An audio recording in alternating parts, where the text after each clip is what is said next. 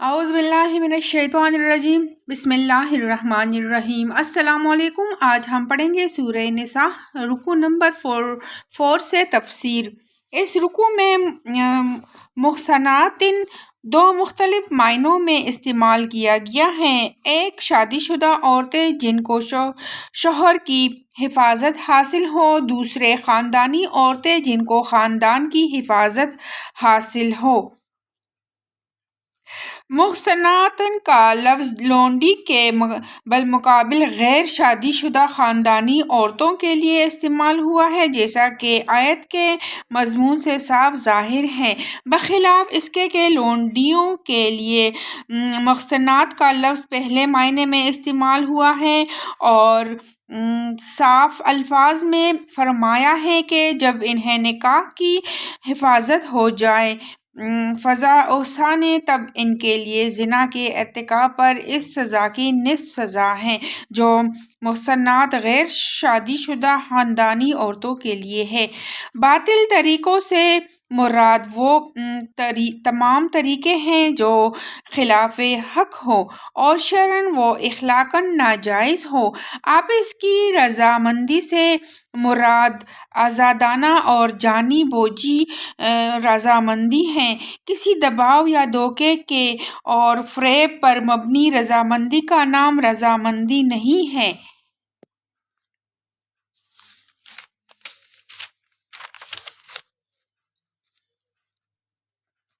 یہ فقرہ پچھلے فقرے کا تتمہ بھی ہو سکتا ہے اور خود ایک مستقل فقرہ بھی۔ اگرچہ فقرے کا تتمہ سمجھا جائے تو اس کا مطلب یہ ہے کہ دوسروں کا مال ناجائز طور پر کھانا خود اپنے آپ کو ہلاکت میں ڈالنا ہے، اور اگر اسے مستقل فقرہ سمجھا جائے تو اس کے وہ معنی ہیں، ایک یہ کہ ایک دوسرے کو قتل نہ کرو، دوسرے یہ کہ خودکشی نہ کرو۔ اہل عرب کا قاعدہ تھا کہ جن لوگوں کے درمیان دوستی اور بھائی چارہ کے عہد و پیمان ہو جاتے تھے وہ ایک دوسرے کی میراث کے حقدار بن جاتے تھے۔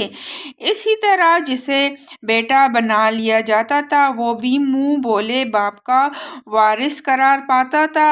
اس آیت میں جاہلیت کے اس طریقے کو منسوخ کرتے ہوئے ارشاد فرمایا گیا کہ وراثت تو اسی قاعدے کے مطابق رشتہ داروں میں تقسیم ہونی چاہیے جو ہم نے مقرر کر دیا ہے، البتہ جن لوگوں سے تمہارے عہد و پیمان ہو ان کو اپنی زندگی میں تم جو چاہو دے سکتے ہو۔ قوام اس شخص کو کہتے ہیں جو کسی فرد یا ادارے یا نظام کے معاملات کو درست حالت میں چلانے اور اس کی حفاظت اور نگہبانی کرنے اور اس کی ضروریات مہیا کرنے کا ذمہ دار ہو۔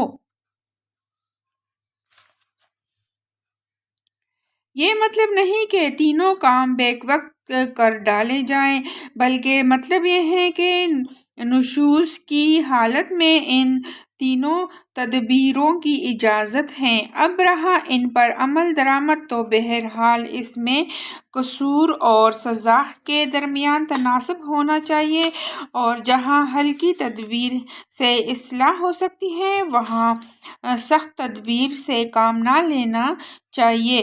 نبی صلی اللہ علیہ وسلم نے بیویوں کو مارنے کی جب کبھی اجازت دی ہے بادل ناخواستہ دی ہے اور پھر بھی اسے ناپسند ہی فرمایا ہے۔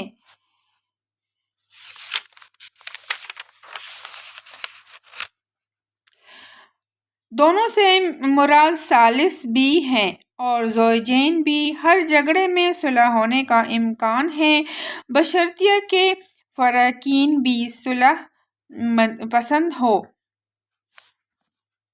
اور بیچ والے بھی چاہتے ہوں کہ فریقین میں کسی طرح صفائی ہو جائے۔ اس سے مراد ہم نشین دوست بھی ہیں اور ایسے بھی جس سے کہیں کسی وقت آدمی کا ساتھ ہو جائے۔ مثلاً آپ بازار میں جا رہے ہو اور کوئی شخص آپ کے ساتھ راستہ چل رہا ہو، یا کسی دکان پر آپ سودا خرید رہے ہو اور کوئی دوسرا خریدار بھی آپ کے پاس بیٹھا ہو، یا سفر کے دوران میں کوئی شخص آپ کا ہمسفر ہو۔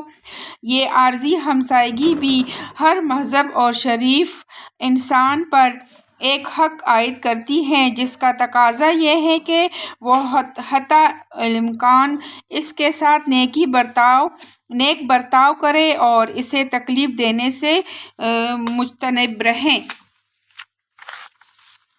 یہ شراب کے متعلق دوسرا حکم ہے۔ پہلا حکم وہ تھا جو سورہ بقرہ میں گزر چکا ہے، یعنی نماز میں آدمی کو اتنا ہوش رہنا چاہیے کہ وہ جانے کہ وہ کیا چیز اپنی زبان سے ادا کر رہا ہے۔ ایسا نہ ہو کہ وہ کھڑا تو ہو نماز پڑھنے اور شروع کر دے کوئی غزل۔ جنابت سے مراد وہ نجاست ہیں جو مباشرت سے یا خواب میں مادہ خارج ہونے سے لاحق ہوتی ہیں۔ فقہا اور مفسرین میں سے ایک گروہ نے اس آیت کا مفہوم یہ سمجھا ہے کہ جنابت کی حالت میں مسجد میں نہ جانا چاہیے، الا یہ کہ کسی کام کے لیے مسجد میں سے گزرنا ہو۔ دوسرا گروہ سے سفر مراد لیتا ہے، یعنی اگر آدمی حالات سفر میں ہو اور جنابت لاحق ہو جائے تو تیمم کیا جا سکتا ہے۔ اس امر میں اختلاف ہے کہ لمس یعنی چھونے سے کیا مراد ہے۔ متعدد دائمہ کی رائے ہے کہ اس سے مراد مباشرت ہے، اور اسی رائے کو امام ابو حنیفہ اور ان کے اصحابہ نے اختیار کیا ہے، بخلاف اس کے کہ بعض دوسرے فقہا کے نزدیک اس سے مراد چھونا یا ہاتھ لگانا ہے، اور اسی رائے کو امام شافعی نے اختیار کیا ہے۔ اور امام مالک کی رائے ہے کہ اگر عورت یا مرد ایک دوسرے کو جذبات شہوانی کے ساتھ ہاتھ لگائے تو ان کا وضو سخت ہو جائے گا، لیکن اگر جذبات شہوانی کے بغیر ایک کا جسم دوسرے سے مس ہو جائے تو اس میں کوئی مضحکہ نہیں ہے۔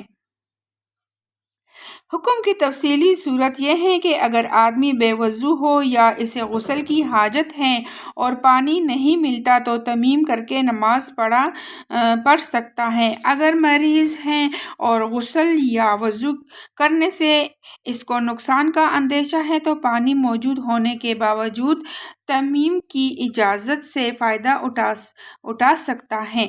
اس کے تین مطلب ہیں، ایک یہ کہ کتاب اللہ کی الفاظ میں رد و بدل کرتے ہیں، دوسرے یہ کہ اپنے تاویلات سے آیات کتاب کے معنی کچھ سے کچھ بنا دیتے ہیں، تیسرے یہ کہ محمد صلی اللہ علیہ وسلم اور آپ کے پیروں کی صحبت میں آ کر ان کی باتیں سنتے ہیں اور واپس جا کر لوگوں کے سامنے غلط طریقے سے روایت کرتے ہیں۔ بات کچھ کہی جاتی ہے اور وہ اسے اپنی شرارت سے کچھ کا کچھ بنا کر لوگوں میں مشہور کر دیتے ہیں۔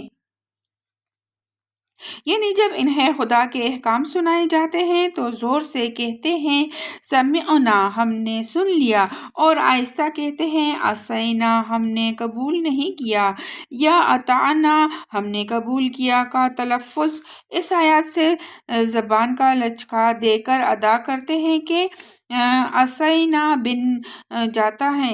غیرہ یعنی دوران گفتگو میں جب وہ کوئی بات محمد صلی اللہ علیہ وسلم سے کہنا چاہتے ہیں تو کہتے ہیں اسمع، سنیے، اور پھر ساتھ ہی غیر مسمعین بھی کہتے ہیں، جو ذوی معنی ہیں۔ اس کا ایک مطلب یہ ہے کہ آپ ایسے محترم ہیں کہ آپ کو کوئی بات خلاف ورزی نہیں سنائی جا سکتی، دوسرا مطلب یہ ہے کہ تم اس قابل نہیں ہو کہ تمہیں کوئی کچھ سنائے، ایک اور مطلب یہ ہے کہ خدا کرے تم بہرے ہو جاؤ۔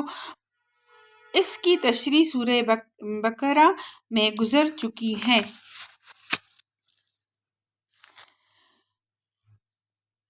جبت کے اصلی معنی بے حقیقت، بے اصل اور بے فائدہ چیز کے ہیں۔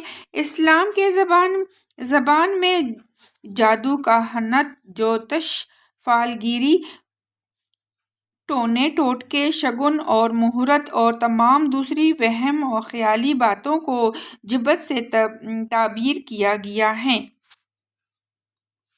یہاں کافروں سے مراد ہیں مشرکین عرب۔